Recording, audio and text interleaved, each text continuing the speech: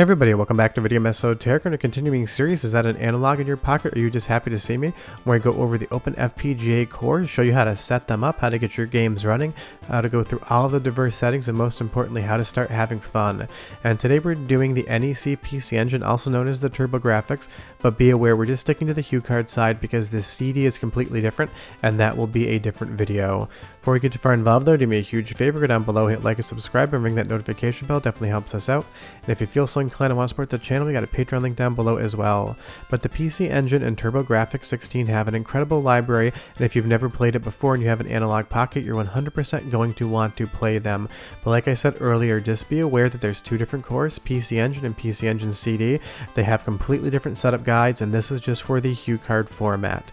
So you'll see here that we have games from my collection. They're in zips, and what I'm going to do is go ahead and just delete one game that I already have on the Pocket, and we're going to unzip these files because we want to have the actual file, not the zipped version. Once you unzip them, you can go ahead and delete the zips. That way we don't put them in the folder where they don't need to be.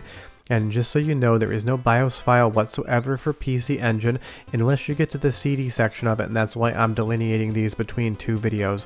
Also because I've heard that the PC Engine CD core is going to be updated soon, and I've been having a couple issues with the performance on that. But I will copy the games over to where they need to be. Just be aware if you haven't set your SD card up yet, or if you want to update everything, you can just go ahead and use this updater. I did a guide in the initial Pocket setup. Just take a look for the link below. But if you don't run this first, you're not going to have these folders, nor are you going to have the PC Engine core. So just be aware that if you haven't done that yet, you need to follow that tutorial in the link below. If I come into assets here, we're going to go down to the letter P. I know that a lot of people know this as the TurboGrafx, but it's going to be PCE for PC Engine and PCE CD for PC Engine CD, which we'll get to later. Underneath PCE, you're going to see common, and you'll see the one game that I've added just to test this out. I'm going to add the rest of my games right here. You'll see they all have the same file extension. They're different regions. That doesn't matter. This is a region-free system as far as the core is concerned, so you're good to go. Come back from common, and just remember, it is PCE. There is no TurboGrafx folder, so don't go looking in the T's. You're not going to find it there, and I know that's going to trip a few people up because for half the world, it is just the TurboGrafx. So once we get back into the main Analogue Pocket menu and go under OpenFPGA, we're going to pop up to console, and again, it's just going to be under P for PC Engine. That's what I've always called it, but I know a lot of people just insist on the TurboGrafx acronym. That's totally fine.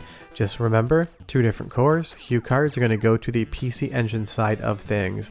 And as we get in, you can just go ahead and hit run, and all of the games you've added will be right here. So let's just load up Bonk's Revenge and get into the game and start talking about the control options and all the different diverse settings, including color settings, which I think make a big difference depending on what game you're playing. But the nice part is the performance of PC Engine HuCards within the Analogue Pocket and the OpenFPGA cores is absolutely outstanding. I've got zero complaints to register in regards to that. Now on the control front, I love using this 8-bit DOE PC Engine or TurboGrafx CD controller. It's got the buttons in the right place, it's the original shape, it just 100% works for me. But do be aware, if you want to use this controller, you need to flash the firmware under a certain menu. That way you can get this controller actually working on the analog dock. It is not in the main section. If you go down to 2.4G controllers for analog dock only, you can then flash this controller to work. And I know a bunch of people have left me comments saying they can't get their controller to work. That is because there's a custom firmware for that one controller. I think it's the best controller to use, but you can pretty much use whatever you want. But as we take a look at something like the Analogue Pocket next to this 8-bit DOE PC Engine controller, it just has the buttons in the right places.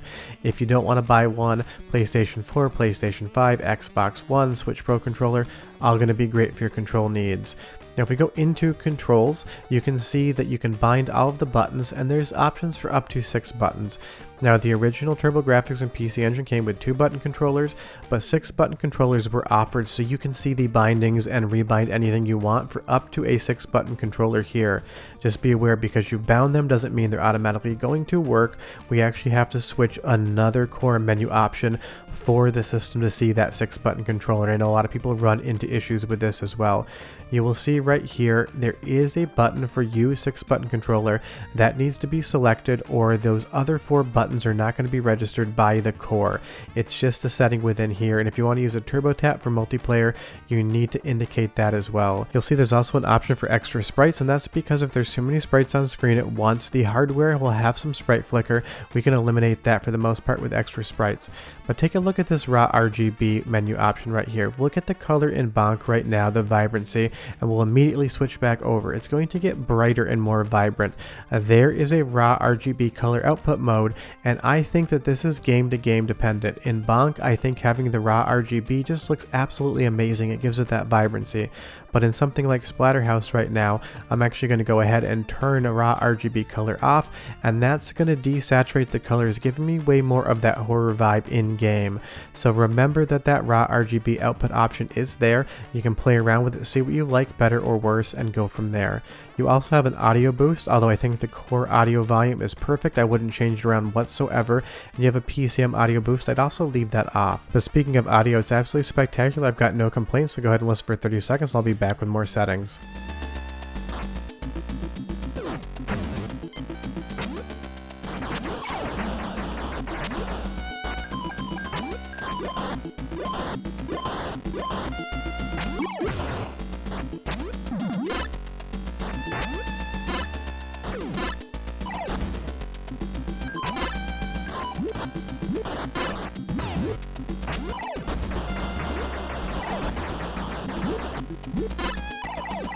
Just sounds absolutely incredible. But again, let's go back to that raw RGB mode. We're going to toggle it back and forth, because this is maybe one of the most used things I have in the core. You'll see here that lava completely desaturates, and I don't think it looks as good. So just play around with that and have some fun.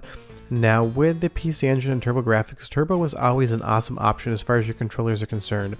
So let's move over to Magical Chase here, one of the most expensive games if you want to buy it as a TurboGrafx 16 HuCard. If you've never seen the price, look it up. It is absolutely eye-watering.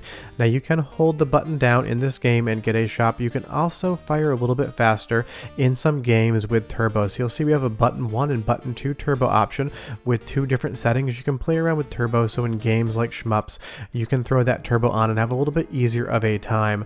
Honestly, I think that I would just leave it off because I like playing the game the original way, but I know a ton of people do enjoy that Turbo option, so it is there for you.